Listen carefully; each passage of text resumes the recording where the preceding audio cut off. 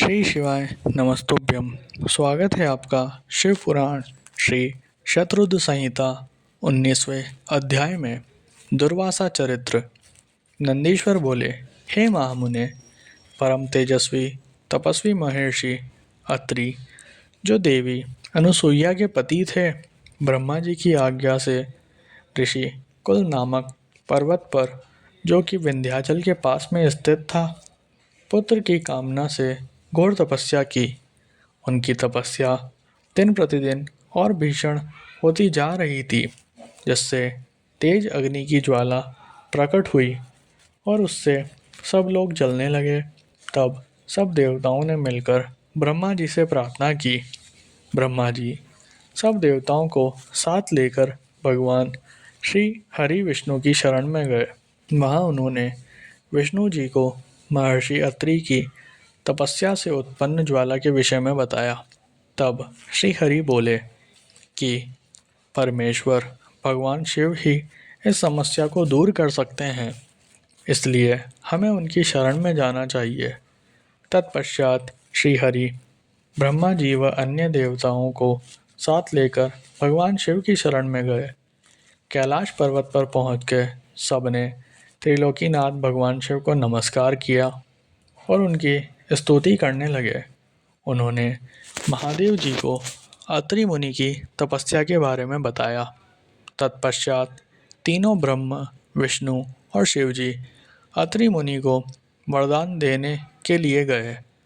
उनके पद चिन्हों को पहचान कर अत्रि मुनि ने उन तीनों की अलग अलग स्तुति करनी आरंभ कर दी। अत्रि बोले, हे ब्रह्मा, विष्णु, शिव, आप सभी इस संसार में सबके लिए आदरणीय और पूजनीय हैं। आप सबके ईश्वर हैं और इस सृष्टि का सृजन, रक्षा और विनाश करने वाले हैं। भगवान, मैंने तो पुत्र प्राप्ति हेतु भगवान शिव का पूजन आराधना किया था, परंतु आप तीनों के एक साथ दर्शन पाकर मैं धन्य हो गया हूँ। प्रभु, मुझे मेरा इच्छित वरदान दीजिए। मुनि अत्रि की प्रार्थना सुनकर त्रिदेव बोले, हे महामुने, हम तुम्हारी उत्तम तपस्या से प्रसन्न हैं। हम तीनों देवता एक समान ही हैं और हम में एक ही अंश है। हमारे वरदान से तुम्हारे 3 पुत्र होंगे, जो हम तीनों के अंश होंगे। ये कहकर ब्रह्मा, विष्णु और शिव वहाँ से अंतर्ध्यान हो गए। अत्रि मुनि वरदान पाकर खुशी से झूम उठे और वापस अपने आश्रम में चले गए। वहाँ पहुंचकर उन्होंने अपनी पत्नी अनुसुईया को वरदान के विषय में बताया, जिसे सुनकर वे भी हर्षित हो उठी। समय बीतता गया। निर्धारित समय पर देवी अनुसुईया ने 3 पुत्रों को जन्म दिया, जो कि स्वयं भगवान शिव, ब्रह्मा और विष्णु के अंश थे।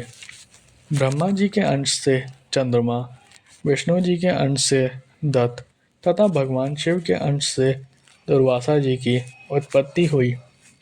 दुर्वासा जी ने सूर्य वंश में उत्पन्न राजा अम्बरीश, जो कि सप्तद्वीप के स्वामी थे, की परीक्षा ली।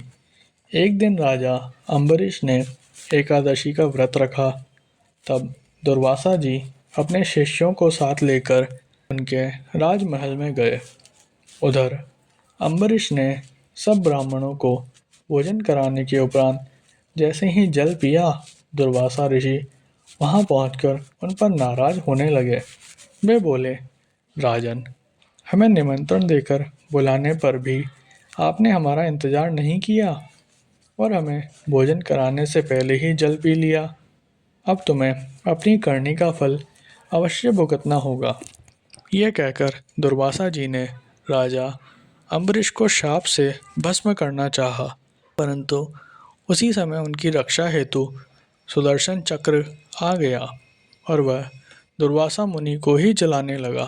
तभी आकाशवाणी हुई कि दुर्वासा जी, अम्बरीश भगवान शिव का अंश है। यह सुनकर सुदर्शन चक्र शांत हो गया। तब राजा अम्बरीश ने दुर्वासा जी के चरण पकड़ लिए और उन्हें उत्तम भोजन कराकर विदा किया। एक बार दुर्वासा जी ने मर्यादा पुरुषोत्तम श्री राम की परीक्षा ली। उन्होंने श्री राम से कहा कि आपके और हमारे बीच होने वाली बात में कोई बीच में ना आए। जब वे दोनों एकांत में बैठकर वार्तालाप कर रहे थे, लक्ष्मण वहां चले आए।